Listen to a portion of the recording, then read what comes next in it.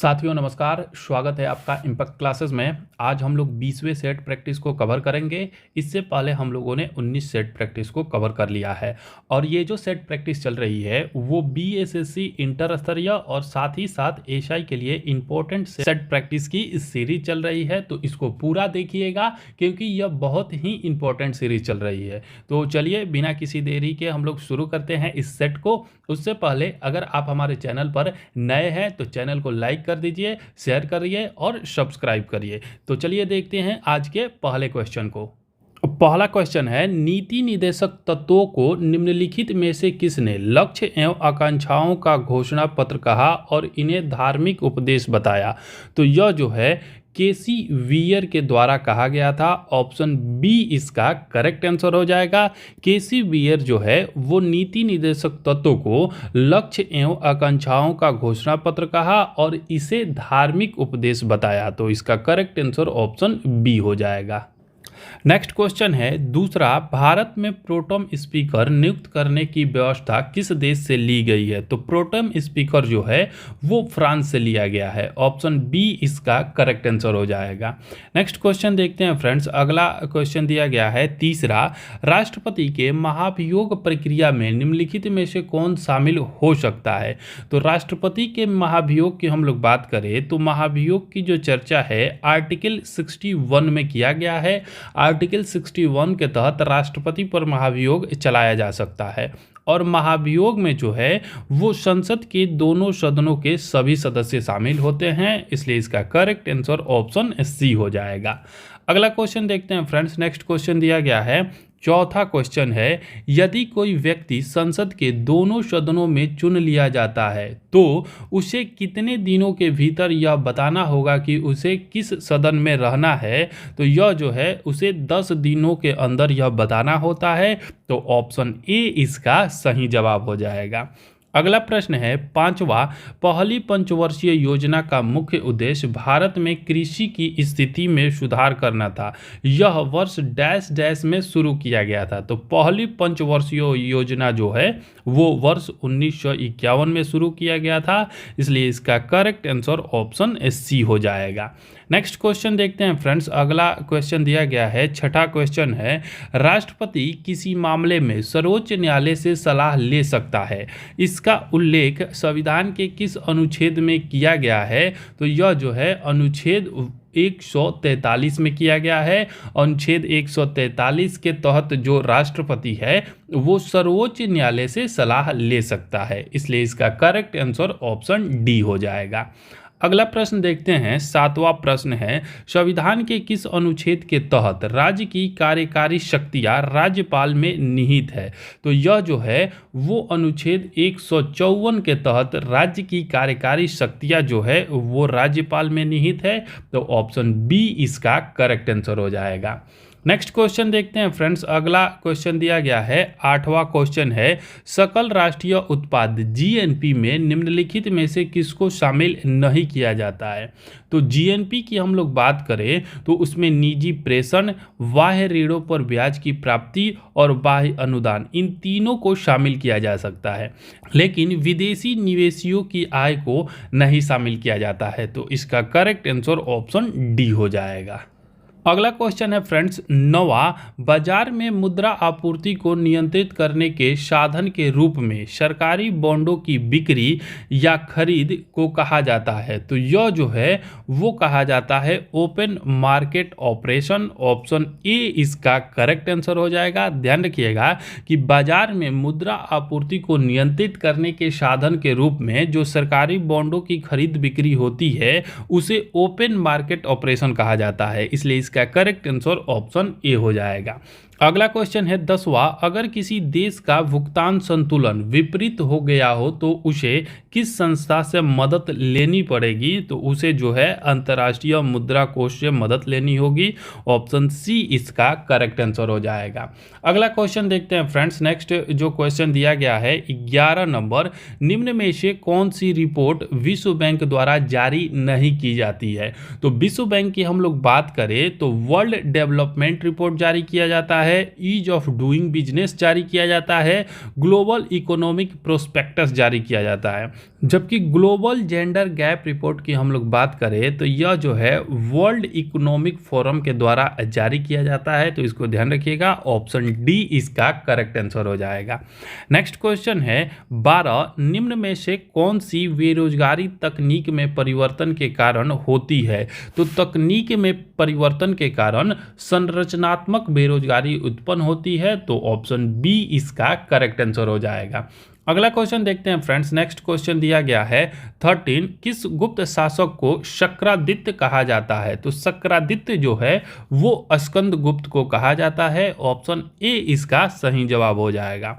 Next प्रश्न है 14 किस भारतीय रचना का सबसे पहले यूरोपीय भाषा में अनुवाद किया गया था?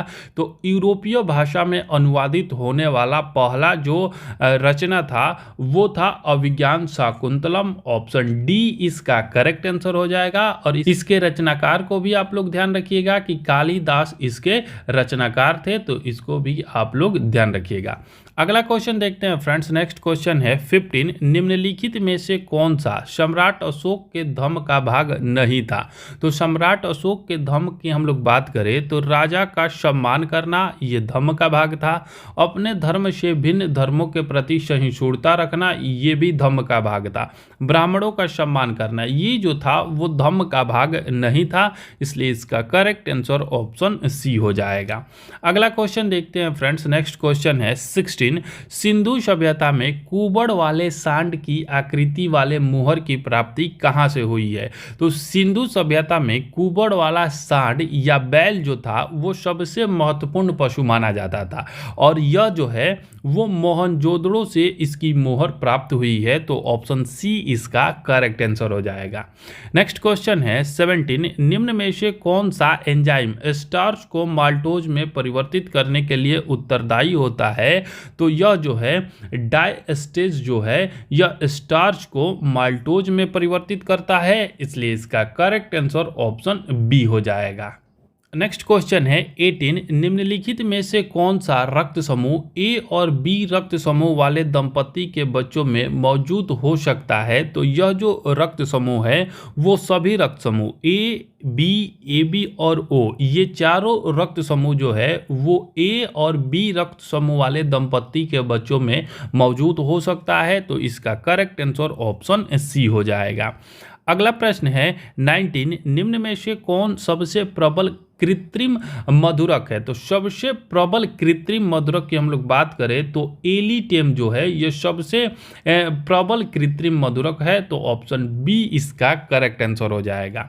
नेक्स्ट क्वेश्चन देखते हैं फ्रेंड्स 20 ब्रह्मांड में किन्हीं दो निकायों के बीच गुरुत्वाकर्षण बल डैश डैश पर निर्भर नहीं करता है? तो गुरुत्वाकर्षण बल जो है उनके द्रव्यमानों के योग पर निर्भर नहीं करता है, ऑप्शन डी इसका करेक्ट आंसर हो जाएगा। नेक्स्ट क्वेश्चन है 21 निम्नलिखित में से कौन ठोस द्रव और गैस तीनों रूप में पाया जाता है? तो अधातु जो है यह ठोस द्रव गैस तीनों रूपों में पाया जाता है, तो ऑप्शन सी इसका सही जवाब हो जाएगा। अगला क्वेश्चन देखते हैं फ्रेंड्स। नेक्स्ट क्वेश्चन दिया गया है 22 निम्नलिखित में से कौन सा एक रेडियो एक्टिव तत्व नहीं है? तो रेडियो एक्टिव तत्व की हम लोग बात करें तो प्लूटोनियम रेडियो एक्टिव तत्व है, यूरेनियम भी रेडियो एक्टिव है, थोरियम भी है, जबकि ट्राइटियम जो है यह रेडियो एक्टिव तत्व नहीं है, तो ऑप्शन बी इसका करेक्ट आंसर हो जाएगा। अगला प्रश्न है 23 माइटोकॉन्ड्रिया के किस भाग में एटीपी संश्लेषणकारी रासायनिक अभिक्रिया होती है? तो यह जो अभिक्रिया है आंतरिक झिल्ली में होती है, ऑप्शन सी इसका करेक्ट आंसर हो जाएगा। अगला प्रश्न देखते हैं फ्रेंड्स। नेक्स्ट क्वेश्चन है 24 विभाज्योत्तकी कोशिकाओं का विशिष्ट अस्थायी उत्तक में रूपांतरण किस प्रक्रिया के द्वारा होता है? तो यह जो है कोशिका विभेदन के द्वारा होता है, ऑप्शन ए इसका करेक्ट आंसर हो जाएगा। नेक्स्ट क्वेश्चन है 25 निम्नलिखित में से कौन संयोजी उत्तक का उदाहरण है? तो संयोजी उत्तक की हम लोग बात करें तो रक्त जो है यह संयोजी उत्तक होता है, उसके बाद से अस्थि भी संयोजी उत्तक होती है, और उपास्थि कार्टिलेज भी जो है वो संयोजी उत्तक होता है, तो इसलिए इसका करेक्ट आंसर ऑप्शन डी हो जाएगा। अगला क्वेश्चन देखते हैं फ्रेंड्स। नेक्स्ट जो क्वेश्चन है 26, पित्ताशय में उपस्थित पथरी निम्नलिखित में से किसका पाचन प्रभावित करता है? तो पित्ताशय में जो पथरी होती है वो वसा के पाचन में प्रभावित करती है। ऑप्शन बी इसका करेक्ट आंसर हो जाएगा। अगला क्वेश्चन है 27, एक डायोप्टर डैश डैश के बराबर होता है। तो एक डायोप्टर जो है वो 1m का पावर -1 के बराबर होता है। ऑप्शन बी इसका करेक्ट आंसर हो जाएगा। अगला क्वेश्चन देखते हैं फ्रेंड्स। नेक्स्ट क्वेश्चन है 28, निम्नलिखित में से किसमें जंतुओं के वर्ग नहीं है? तो जंतुओं के वर्ग की हम लोग बात करें तो निमेटोडा और जिम्नोस्पर्म जो है यह जंतुओं के वर्ग नहीं है, इसलिए इसका करेक्ट आंसर ऑप्शन सी हो जाएगा। नेक्स्ट क्वेश्चन है 29, किसी वस्तु का द्रव्यमान निम्न में से किसका माप है? तो वस्तु का द्रव्यमान जो होता है वो जड़त्व का माप होता है। ऑप्शन सी इसका करेक्ट आंसर हो जाएगा। नेक्स्ट क्वेश्चन है 30, किस मिश्र धातु में जस्ता नहीं पाया जाता? तो जस्ता जो है वो ब्रॉन्ज या कांसा में नहीं पाया जाता, जबकि पीतल में, जर्मन सिल्वर में और गन मेटल इन तीनों में जस्ता पाया जाता है। ब्रॉन्ज या कांसा में नहीं पाया जाता है, इसलिए इसका करेक्ट आंसर ऑप्शन बी हो जाएगा। अगला क्वेश्चन देखते हैं फ्रेंड्स। नेक्स्ट क्वेश्चन दिया गया है 31, क्षेत्रफल की दृष्टि से भारत के 4 बड़े राज्यों का अवरोही क्रम में सजाएं। तो क्षेत्रफल की दृष्टि से भारत के 4 बड़े अवरोही क्रम की हम लोग बात करें तो सबसे बड़ा जो राज्य है वो राजस्थान है। पहले स्थान पर आ जाएगा राजस्थान, दूसरे स्थान पर मध्य प्रदेश, तीसरे पर महाराष्ट्र और चौथे पर उत्तर प्रदेश, इसलिए इसका करेक्ट आंसर ऑप्शन डी हो जाएगा। अगला क्वेश्चन है 32, भारत में सर्वाधिक लवणीय मृदा का क्षेत्र किस राज्य में है? तो सर्वाधिक लवणीय मृदा जो है वो गुजरात में है। ऑप्शन बी इसका करेक्ट आंसर हो जाएगा।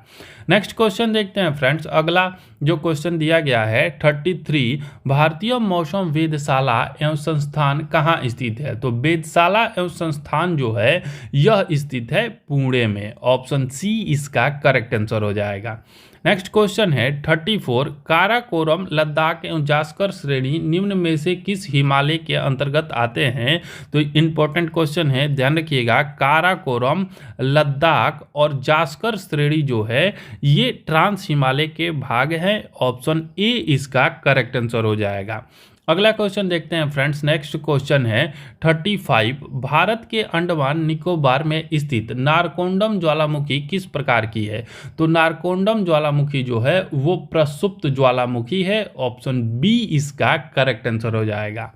अगला प्रश्न है 36, समुद्री व्यापार हेतु कार्टेज पद्धति लागू किया था। तो कार्टेज पद्धति जो था वो लागू किया गया था पुर्तगालियों के द्वारा। ऑप्शन ए इसका करेक्ट आंसर हो जाएगा।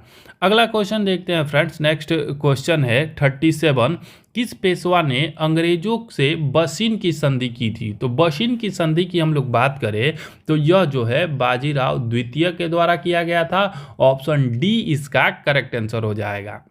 नेक्स्ट क्वेश्चन है 38, बंबई में रैयतवाड़ी बंदोबस्त व्यवस्था को किसने लागू किया था?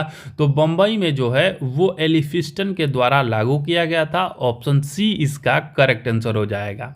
अगला क्वेश्चन देखते हैं फ्रेंड्स। नेक्स्ट क्वेश्चन है 39, यह राष्ट्रीय विद्रोह था न कि सिपाही विद्रोह। 1857 की क्रांति के बारे में उपयुक्त मत किसका है? तो यह जो मत है वो बेंजामिन डिज़रायली की है। बेंजामिन डिज़रायली ने 1857 के विद्रोह को राष्ट्रीय विद्रोह कहा था, इसलिए इसका करेक्ट आंसर ऑप्शन डी हो जाएगा। अगला प्रश्न है 40, 1857 की क्रांति के बाद कहां आयोजित दरबार में लॉर्ड कैनिंग ने महारानी विक्टोरिया की उद्घोषणा को पढ़ा था? तो उसने जो है वो इलाहाबाद में आयोजित दरबार में महारानी विक्टोरिया की उद्घोषणा को पढ़ा था। ऑप्शन डी इसका करेक्ट आंसर हो जाएगा। नेक्स्ट क्वेश्चन है 41, इंडियन रिफॉर्म एसोसिएशन नामक संस्था का गठन किसने किया था? तो इंडियन रिफॉर्म एसोसिएशन जो है वो केशव चंद्र सेन के द्वारा गठित किया गया था। ऑप्शन ए इसका करेक्ट आंसर हो जाएगा। नेक्स्ट क्वेश्चन है 42, शिक्षा में सुधार हेतु ब्रिटिश सरकार द्वारा हर्टोग समिति का गठन कब किया गया था? तो हर्टोग समिति की हम लोग बात करें तो इसका गठन 1929 में किया गया था। ऑप्शन सी इसका करेक्ट आंसर हो जाएगा। नेक्स्ट क्वेश्चन देखते हैं फ्रेंड्स। अगला क्वेश्चन है 43। नमक कानून के विरोध में कालीकट से पय्यानूर तक की पद यात्रा किसने की थी? तो यह जो है के केलप्पन के द्वारा किया गया था। ऑप्शन बी इसका करेक्ट आंसर हो जाएगा। अगला क्वेश्चन है 44। अखिल भारतीय किसान सभा का प्रथम अधिवेशन कहाँ हुआ था? तो अखिल भारतीय किसान सभा का पहला जो अधिवेशन है वो लखनऊ में किया गया था। ऑप्शन सी इसका करेक्ट आंसर हो जाएगा। नेक्स्ट क्वेश्चन देखते हैं फ्रेंड्स। अगला क्वेश्चन है 45। 1763 में पटना स्थित अंग्रेजों की फैक्ट्री पर किसने अधिकार कर लिया था? तो अंग्रेजों की फैक्ट्री पर नवाब मीर कासिम के द्वारा अधिकार कर लिया गया। ऑप्शन ए इसका करेक्ट आंसर हो जाएगा। अगला क्वेश्चन है 46। किस चोल शासक ने गंगा घाटी का अभियान कर पाल शासक को पराजित किया था? तो यह जो है राजेंद्र प्रथम के द्वारा गंगा घाटी का अभियान किया गया और पाल शासक को पराजित किया गया था। ऑप्शन बी इसका करेक्ट आंसर हो जाएगा। अगला क्वेश्चन देखते हैं फ्रेंड्स। नेक्स्ट जो क्वेश्चन है 47। फुतहात-ए फिरोज शाही पुस्तक के लेखक निम्न में से कौन है? तो फुतहात-ए फिरोज शाही जो है वो है फिरोज शाह तुगलक की आत्मकथा। ऑप्शन डी इसका करेक्ट आंसर हो जाएगा। सल्तनत काल में एकमात्र सुल्तान जो था फिरोज शाह तुगलक, उसने अपनी आत्मकथा को लिखा था, वो था फुतहात-ए फिरोज शाही। तो ऑप्शन डी इसका करेक्ट आंसर हो जाएगा। नेक्स्ट क्वेश्चन है 48। 1934 ईस्वी में कांग्रेस समाजवादी पार्टी का प्रथम अधिवेशन कहाँ हुआ था? तो यह जो प्रथम अधिवेशन था वो पटना में हुआ था। ध्यान रखिएगा, इंपॉर्टेंट क्वेश्चन है। ऑप्शन सी इसका करेक्ट आंसर हो जाएगा। अगला क्वेश्चन देखते हैं फ्रेंड्स। नेक्स्ट क्वेश्चन है 49। भूदान का प्रथम साक्ष्य किस अभिलेख में मिलता है? तो भूमि दान का प्रथम जो साक्ष्य है वो नाना घाट अभिलेख में प्राप्त होता है। ऑप्शन बी इसका करेक्ट आंसर हो जाएगा। नेक्स्ट प्रश्न है 50। विजयनगर की मुद्रा का क्या नाम था? इंपॉर्टेंट क्वेश्चन है। विजयनगर की मुद्रा की हम लोग बात करें तो यह पेगोडा था। ऑप्शन बी इसका करेक्ट आंसर हो जाएगा।